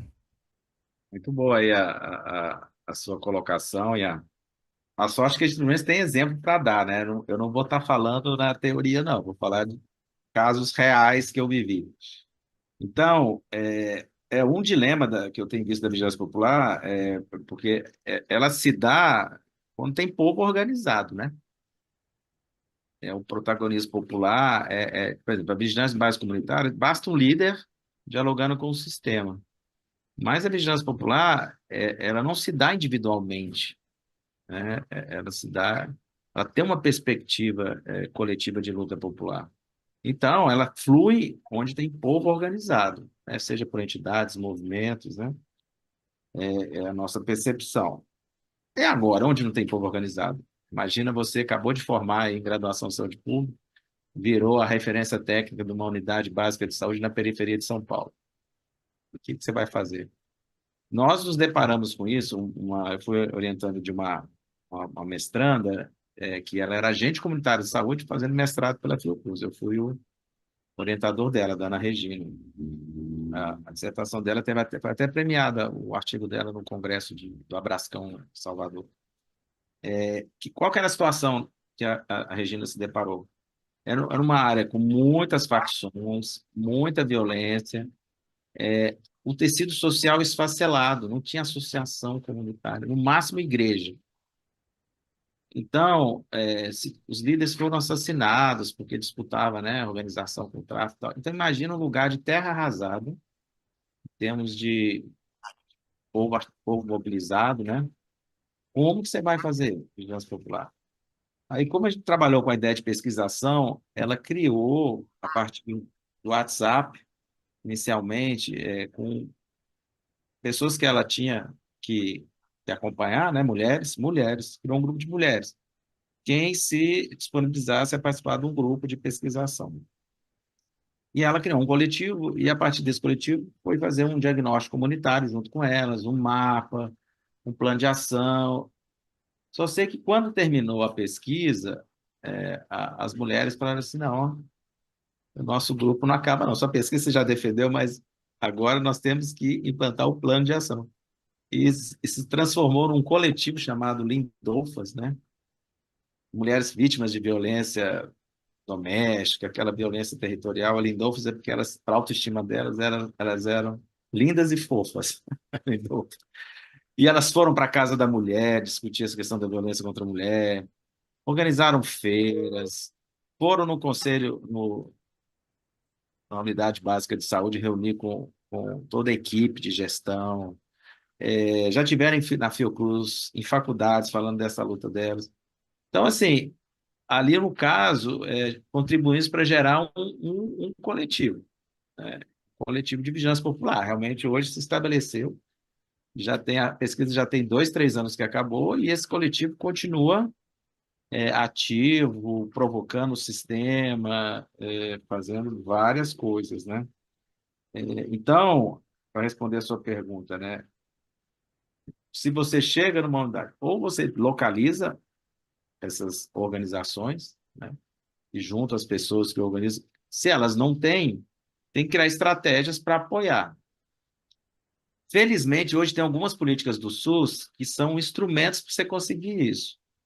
Então, você tem o AGPOP SUS, tem o EDPOP SUS, ou seja, tem algumas políticas do SUS que apoiam a formação, por exemplo, em educação popular em saúde. E aí já é um primeiro passo, né, para contribuir para essa organização aí das pessoas, né? Semana passada mesmo, o próprio município lá, a Secretaria de Saúde, só de ter nos permitido, nem foi inaugurada a unidade de saúde da família rural, mas a nossa oficina foi lá. Então já foi um gesto, o gestor fez, olha, pode fazer a oficina, está aqui o lugar. Muitas vezes tem locais que você desapoia com a alimentação, já garante, inclusive, isso é vital, né? Para você fazer uma reunião comunitária, não tiver comida, meu amigo, já dá errado a reunião. Então, às vezes, o gestor que ajuda, nem que seja até no lanchinho, já é alguma coisa, né? Estou sendo bem, assim, quase simplista, para dizer que, às vezes, o gesto é pequeno, né? O gesto é pequeno, você estabelece parcerias e daqui a pouco, para quem está na gestão, você pode estar numa situação que plantando tudo se dá, né? Se você tem um terreno fértil, organizativo, qualquer política de saúde do município, nesse território, onde tem gente organizada, a perspectiva da política dar certo é muito mais promissora, né? Se você tem isso. Porque tem gestor que fica com medo da cobrança. Ah, esse povo aqui é muito briguento. Ah, esse povo aqui me dá muito trabalho. Esse povo aqui vai chegar com faixa, protesta aqui na Secretaria de Saúde. Então, quem se arma só perde, eu acho. Você cria canais de comunicação, apoia a formação e tal, aí você tem, eu acho que o contrário, a possibilidade de potencializar o seu trabalho, né, como gestor de saúde. Próxima. Oi, Fernando, tudo bem? Tudo bem. sei se dá para mim. Eu não sei nem para onde olhar. Eu gostaria primeiro de parabenizar pela sua caminhada, né, pela pesquisa, e algumas coisas me chamaram a atenção, assim. Eu achei muito legal, muito bacana esse intercâmbio, né, entre a comunidade, entre a faculdade e também os órgãos públicos que vocês têm parcerias também. E eu acho um pouco desafiador também, né, porque a gente está aqui e como esse conhecimento sai dos muros da faculdade também. Esse também é um desafio que a gente tem aqui, enfrenta aqui na faculdade. E outro tema que eu achei muito importante foi a linha de raciocínio que você foi construindo, né? Porque a gente viu também nos primeiros anos aqui da faculdade essa coisa impositiva, essa coisa rígida, né, da vigilância, e você foi mostrando ao longo do tempo como agora foi se estruturando e nasceu a vigilância popular. Eu achei muito fantástico, assim, que o protagonismo é a população e esse construir junto, né, que é a partir das demandas, se eu não estiver enganada, da demanda da própria população daquele território, né, da importância. A gente aprende muito aqui dessa coisa não impositiva, né, que a gente primeiro tem que conhecer o território, saber o que eles estão precisando, não a gente decidir, sei lá, eles estão precisando de água só porque tem seca. Não, às vezes eles podem ter outras fontes, entendeu? Eu achei assim fantástico o projeto, as pesquisas que vocês estão encabeçando, a população, principalmente a população, achei muito legal, assim. E eu acho que é isso, assim, conhecimento, a tomada de decisão, esse fazer junto, né? Não essa devolutiva, né? Eu achei fantástico essa sua frase. Quando você está devolvendo, você tomou alguma coisa. Então, algumas frases que você foi falando foi bem importante, assim, até para a nossa construção como graduando e a gente já está se formando, então é bem importante mesmo. E essa comunicação do risco que a gente está aprendendo na aula do Rafael, da proteção, vigilância, e como se dá também essa comunicação do risco. É isso. Obrigada. Eu perdi seu nome, É, Renata. Renato. Renata, quase sanitarista já. Que bom, hein? Pois é, Renata, você me lembrou uma coisa que eu acho que eu não falei, essa coisa não, a troca não foi só com os 3 níveis do SUS, não. Naquele workshop que eu também recomendo vocês verem o vídeo, e não foi só para constar, a gente incorporou sugestões. E houve uma sugestão dos movimentos de troca de experiências. Então, o que que aconteceu? A Graciela, lá do Rio Grande do Sul, da área de enchente, ela acompanhou o campo na área de seca, os indígenas Monsenhor Tabosa. E a liderança indígena, seca, acompanhou o campo na área das enchentes. Então, isso também foi muito rico, porque, por exemplo, a marca da oficina com os indígenas, a questão da espiritualidade, da ancestralidade, ela percorreu toda a nossa oficina. O Pajé participou ativamente, grupos de juventude culturais também, que trabalham isso. Então, tem uma marca, essa relação com a terra, é muito forte, né, com a questão dos indígenas. Então, isso aí foi também levado para o Rio Grande do Sul. E no Rio Grande do Sul, a tradição camponesa, né, a tradição das rodas de chimarrão, coisas também das pessoas enxergarem o mundo também numa perspectiva já é mais produtiva, lá tem grandes cooperativas. Então, houve troca também, né, troca e aprendizados, né? Isso também foi uma coisa que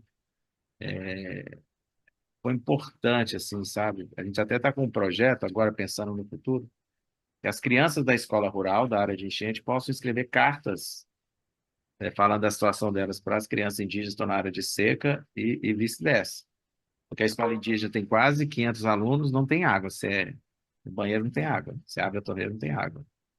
Já a escola rural abrigou 180 famílias desabrigadas. Então, eles vivem extremos, né? E aí, será que tem histórias e lições nesse enfrentamento de situações que só vão piorar, né, com as mudanças climáticas?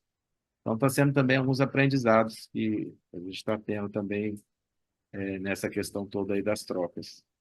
Legal, Fernando. Obrigado. Eu tenho uma pergunta do chat aqui, aproveitar também para mandar um abraço para todo mundo que está assistindo a gente pelo YouTube. A gente está com gente de Moçambique, gente do Rio de Janeiro, da Universidade Federal Fluminense, meus colegas de Rondônia também, um abraço. A pergunta que eu trago para você é da Thaís Martins aqui no chat, e ela comenta, ela fala que ela faz engenharia ambiental, né, e que ela percebe uma negligência muito grande dos engenheiros ambientais no desenvolvimento e no avanço dessas pesquisas relacionadas à vigilância popular. E aí, como você visualiza essa questão do engenheiro ambiental nessa proposta da vigilância popular, e como que a falta de atenção ou a falta de interesse das pessoas nessa área né, implicam e como que isso poderia ser, de alguma maneira, mobilizado junto, né, da vigilância popular, e a figura do engenheiro ambiental poderia contribuir para essa luta e para a construção desse conhecimento junto às comunidades. Na nossa equipe já teve cientista ambiental, né? Aqui também tem uma graduação, acho que é a única, acho que é no mundo, Economia Ecológica. A UFC tem aqui essa graduação. É, tem uma engenheira de pesca, para dizer que não teve uma engenheira, temos uma engenheira de pesca, que na verdade não está trabalhando tanto com isso, né? Realmente o campo eu lembro muito da engenharia agronômica, um campo muito direcionado para o uso, por exemplo, de agrotóxicos do que na prevenção, né, essas preocupações.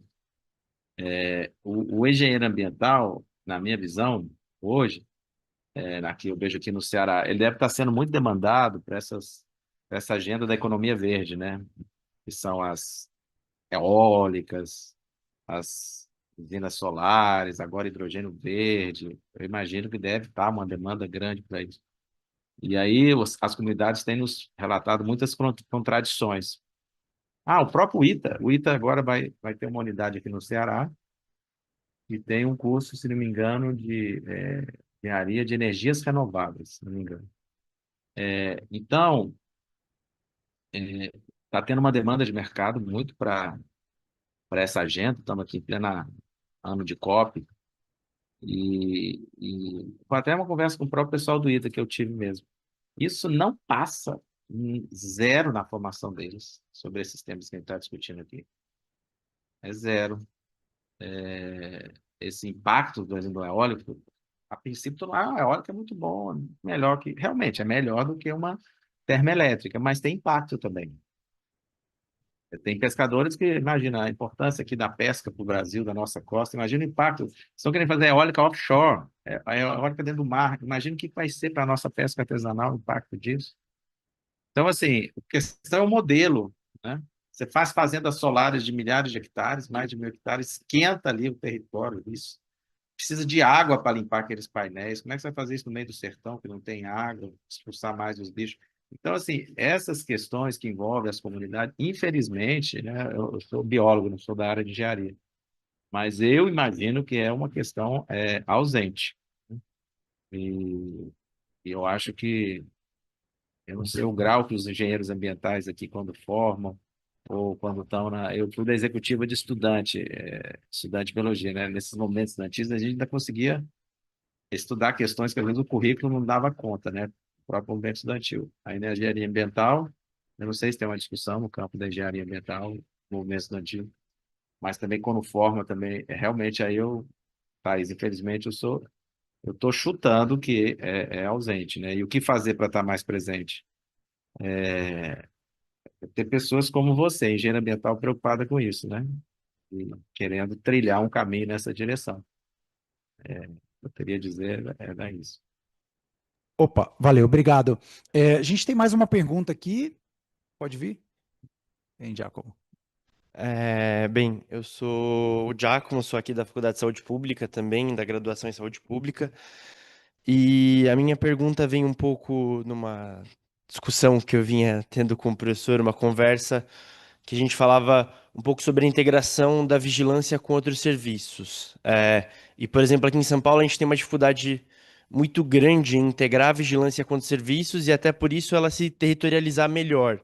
Ela acaba sendo um pouco distante da população, mesmo com uma descentralização que aconteceu em São Paulo nos últimos 20 anos, é muito difícil ainda estar mais próximo, dos territórios de fato e ainda mais dos comitês, dos grupos e das lideranças comunitárias.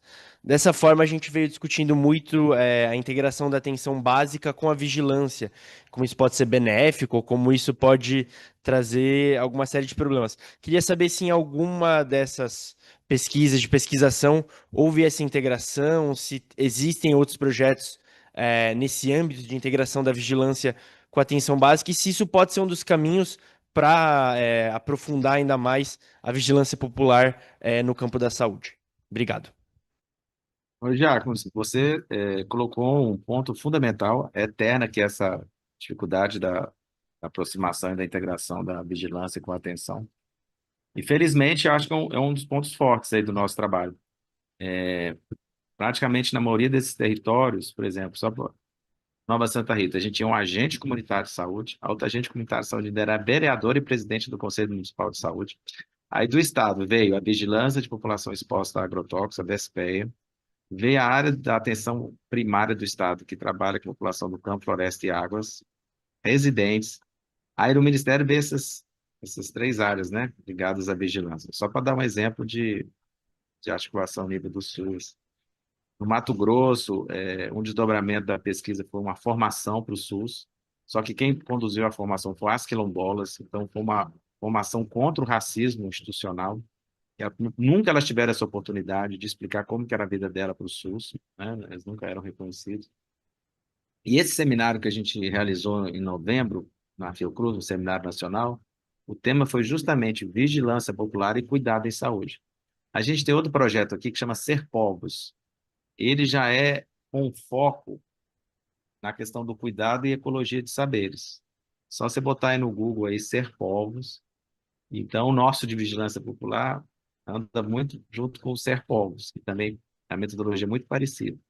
Essa integração começa aqui desde aqui de casa, porque eu sou casado com a Vanira Matos, pessoa que coordena esse projeto, que também é pesquisadora da Fiocruz Ceará. Então, a vigilância e cuidado, o tensionamento já começa em casa e no trabalho, né? Então, eu posso dizer que é o meu cotidiano essa busca da potencialização da relação da vigilância e cuidado. Recomendo muito.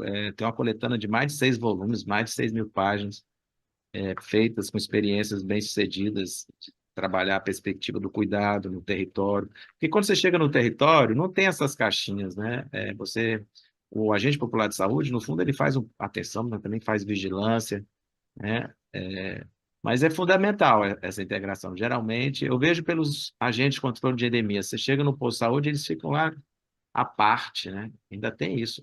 Dentro da base da atenção primária, ainda tem a separação desses 2 agentes, os comunitários de saúde com de endemias, né? E geralmente, às vezes, na vigilância, tem uma pessoa que é tudo, né? É o EQIP, ele é a vigilância ambiental, a sanitária, a epidemiológica, né? Na maioria dos municípios, né? Você ainda tem esse problema, e ele descolado da atenção básica. Então, é isso. Na pesquisa, a gente, pelo menos, coloca esses atores juntos, né? Foi muito bom essa discussão aqui. Tivemos bons tensionamentos aí com a vigilância, inclusive estadual, porque o município de Nova Santa Rita não era prioritário no VESPEA, e aí a comunidade também não tinha como pleitear esse município, porque o município não queria, porque é para não ter briga aí com os fazendeiros, e aí foi toda uma problematização para como que, no fundo, essa questão fosse abordada de forma adequada.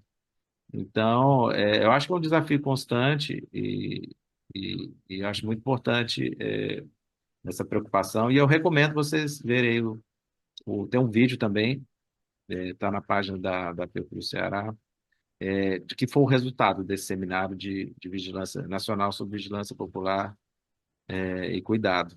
Está disponível lá para vocês verem um pouco os depoimentos, né, das pessoas que a gente chamou. Foi pré-conversa política da Abrasco, até o presidente da Abrasco que fez a conferência de abertura. Eu acho que foi um seminário bem interessante, e agora não dá tempo de todos os detalhes, mas estamos avançando nisso aí. Legal, obrigado, Fernando. A última pergunta, eu vou um pouco na linha desse último comentário seu, da última pergunta também, do Giacomo, um pouco para trazer a importância, né, e reforçar um pouco a importância da articulação da vigilância popular em saúde com a vigilância tradicional, né, com as áreas já estabelecidas da vigilância, como a vigilância se organiza, né, nos territórios. Então, estou falando da vigilância epidemiológica, da vigilância em saúde ambiental, da vigilância em saúde do trabalhador, da vigilância sanitária. Uma coisa que a gente veio discutindo bastante em sala de aula na demora que a gente tem enquanto, né, produzir evidências, apontar alguns caminhos até, e isso de fato, né, isso do ponto de vista da vigilância, e isso demorar muito tempo, né, décadas em algumas situações, para que seja realmente transformado numa política pública efetiva, que seja internalizado pelo Ministério da Saúde, pelos governos ou pelos municípios. E aí um exemplo que eu dou em sala de aula como, né, Rachel Carson, nas questões dos pesticidas, né, dos agrotóxicos, como que ela, na década de 1960, começou a apontar, né, olha, está morrendo muito bicho, esses produtos são perigosos. Isso especificamente falando dos organoclorados, isso em 1960. E só 20 anos depois, os Estados Unidos foram banir esses produtos. O Brasil fez isso ainda alguns anos depois. Alguns países ainda utilizam os pesticidas, os agrotóxicos organoclorados, que são altamente persistentes, a meia-vida muito longa, eles ficam, né, no meio ambiente e nos animais por muito tempo, até causarem danos à saúde das pessoas, e esses danos são muito intensos. Então, um pouco nessa perspectiva de que não necessariamente o conhecimento que a gente produz na academia tem um impacto imediato nas políticas públicas. E aí, né, eu vejo a vigilância popular em saúde um pouco como um caminho de integração de atores, de diferentes atores e interesses, para facilitar um pouco também esses processos. Né, Fernando? Você mostrou aí alguns exemplos de soluções que foram criadas pelo poder público a partir de demandas, a partir, né, de lutas das comunidades. E aí, um pouco nessa perspectiva, eu queria ouvir de você, para terminar, como vocês vêm fazendo, né, como vocês vêm conseguindo articular esses diferentes atores, né, uma vigilância tradicional desfinanciada, com poucos recursos humanos, né, como você falou, municípios que é uma equipe de vigilância só. Então, como vocês têm conseguido trazer esses atores para junto dos projetos, e como, né, e como tem sido importante a participação dessas pessoas. E aí eu ouvi um pouco de você, né, os desafios e como vocês têm superado esses desafios de articulação, como vocês têm colocado esses atores, envolvido esses atores nos projetos. E aí uma dúvida rápida que me ficou esses projetos, eles majoritariamente, eles têm surgido das comunidades que procuram vocês e falam, olha, a gente quer apoio para debater um problema, ou vocês procuram as comunidades e dizem, olha, tem coisas aí, a gente tem esse instrumento poderoso e a gente está disposto a ajudar e trabalhar junto para entender isso e procurar soluções. Então, desculpa se eu juntei muita coisa nessa última pergunta, mas se você puder, nesse fechamento, né, contar um pouquinho para a gente dessas experiências, eu agradeço. Obrigado. Pois é, eu tenho um bom caos, como diz lá em Minas Gerais, para contar, então. 2011, ou seja, 14 anos atrás, eu estava aí, ó, na Faculdade de Saúde Pública. Eu não sei se era Congresso de Epidemiologia ou se era Brascão, depois vocês me ajudem aí. Eu organizei uma oficina do GT de Saúde e Ambiente da Brasco. O professor Nelson Gouveia, não sei se ele está acompanhando aí, foi seu supervisor, né, de pós-doutorado, meu colega, era coordenador desse GT, Saúde e Ambiente. Colega também já tem. Posso falar, não, mas tem mais de 20 anos também, e a gente é colega desse GT. E foi uma oficina sobre agrotóxicos. Foi numa época que estava até o tratoraço, os furadeças foram um montão de trator lá para a Esplanada, e o Lula fazendo propaganda do agronegócio, tinha que passar querendo expandir para a África, era agronegócio no carnaval, tudo era pop, estava dominado, tudo dominado, e o veneno comendo nesse Brasil afora, e não tinha nada, não tinha nenhuma Raquel Carson, né, aqui no Brasil. E aí, quando a gente organiza essa oficina, já tinha sido lançada há um ano a campanha nacional contra os agrotóxicos pela vida, que é uma articulação de mais de 200 entidades. Nós chamamos a representação da campanha para essa oficina. Então, o Guilherme era o coordenador do ministério dessa área, chamamos a campanha, colegas nossos especialistas no tema, e o Guilherme, eu lembro no ministério, falou: olha, está tudo dominado, viu? Não dá para ir contra agrotóxicos nessa situação. Então, surgiu como encaminhamento dessa oficina, mas não, tudo bem, está tudo dominado, mas nós, então, acadêmicos, vamos fazer a nossa parte. Primavera silenciosa, então nós vamos fazer o grito contra o silêncio. E a ideia do grito foi construir um dossiê. Eu tive, né, a missão aí acabou São 16 de horas. ser o costureiro desse dossiê, que é o dossiê Abrasco, Pactos Agrotóxicos. Acho que muitos de vocês devem conhecer, que eu acho que alguns colegas falaram que foi um best-seller aí.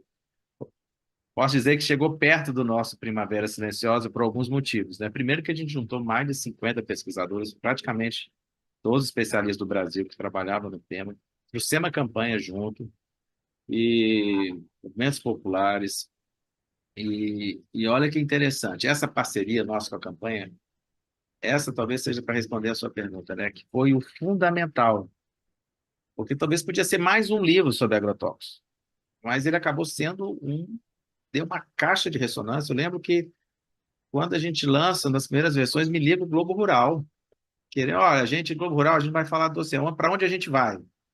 A gente quer ver uma experiência. Eu falei, não, então você vai lá para a Apodi. Aí foi o Globo Rural na Apodi, e na época tinham assassinado o Zé Maria, estava prendendo as pessoas, a repórter desesperada. Meu Deus, isso aqui está pior que guerra no Iraque, aqui, guerra química, isso aqui. Eu ia fazer o Globo Rural, não o Globo Repórter. Eu falei, minha filha, você tem que trabalhar com o que você tem, né? E ficou um belo Globo Repórter. Até o João Pedro Stede, do MST, elogiou, porque realmente eles fizeram um trabalho muito sério, né? Apesar de ser a Globo. E, ao mesmo tempo, eles articulam o filme O Veneno Está na Mesa 1 e 2, com Silvio Tendler. Então, houve uma sinergia da campanha com a Abrasco, assim, muito grande, que potencializou muito o impacto. Então, de uma terra praticamente arrasada, sem nada do Ministério, alguns anos depois, o Ministério direcionou, fez uma portaria de vigilância de populações pós-agrotóxicos, direcionou 23 milhões para os estados. Porque isso teve impacto, tudo isso, né? Foi para a televisão, foi para acho que a Bayer investiu não sei quantos milhões no Carnaval do Rio de Janeiro, e o Silvio Tendler falou assim, tá vendo como é que a gente é perigoso? Ó, o meu filme aqui só custou, sei lá, 200 mil reais. Obrigamos a Bayer a gastar 50 milhões, né? Então, isso são alguns exemplos dessa potencialização, né, do conhecimento acadêmico, crítico, com os movimentos sociais. Então, repercutiu muito. Hoje, inclusive, o dossiê ainda continua sendo um livro super citado. A gente conseguiu uma tiragem enorme, e aí o recurso da venda, durante um ano, bancou a campanha contra os agrotóxicos, ele ajudou em um determinado período. A Fiocruz entrou na campanha, faz parte, o INCA faz parte, a Abrasco faz parte da campanha, né, como entidades. Eu, inclusive, acho que a campanha contra os agrotóxicos pela vida, ela talvez seja a maior experiência de vigilância popular do Brasil. E ela extrapola a ideia só de território, né? Porque ela incide sobre o Congresso Nacional, ela incide no Supremo Tribunal Federal, ela incide em território, ela tem incidências multiníveis, né? Então, é outra coisa que às vezes a gente acha que a vigilância popular é só de base territorial, mas eu acho que esse é um caso que é território e tem outras camadas também de incidência, tanto que o Pronar tem a gente chegou a mandar um projeto de lei, que a Abrasco, que foi proponente, em articulação com a campanha de redução de uso de agrotóxicos, né? Não foi para frente, mas já teve algumas iniciativas no Supremo. A gente apoiou a lei do Ceará, estava sendo questionada no Supremo, os pareceres da Abrasco ajudaram que essa lei não caísse, a lei foi mantida, só que aí enviaram um drone, agora deixando o drone, fizeram esse cavalo de Troia, e aí nós fizemos uma nota técnica, Fiocruz, Abrasco, saiu até também na Globo News, o Trigueiro divulgou muito, mas não adiantou, né? Como você falou. A gente fez a nossa parte, fizemos uma nota técnica colocando a liberação do drone do Ceará como um retrocesso em todos os sentidos. Não foi suficiente, né? Mas há situações em que as nossas notas técnicas, elas são absorvidas. Senão vai ficar para a história, né? Porque depois veio o PL do veneno, que é o Liberou Geral de Agrotóxicos Brasil. Ajudei também a organizar um segundo dossiê contra o PL do veneno. Nós levantamos mais de 40 notas técnicas, até da ONU, do meio ambiente, da saúde, da justiça, quanto é organização científica. Só tinha uma a favor da Embrapa. Era tipo 40 contra 1. E passou o PL do veneno. Então, assim, mas está lá o registro, né? Nós temos para a história, pelo menos, a gente vai poder contar para os nossos filhos que nós fizemos algo.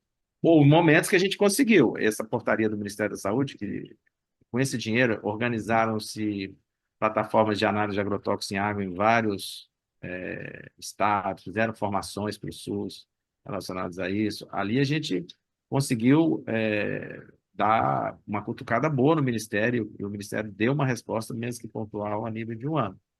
Mas é isso, né? Eu acho que a gente cria esse caldo técnico, político, e isso amplia a nossa capacidade de incidência, porque eu acho que se a gente não tivesse feito isso, a gente estaria numa situação muito mais complicada no Brasil, né? Então, eu acho que essa resistência nossa tem incomodado muito, né, o setor aí do agro o tempo todo. Eu já levei até interpelação judicial, o chamar agrotóxico de veneno, né? Chamar de agrotóxico. O agronegócio nem queria que eu chamasse agrotóxico de agrotóxico.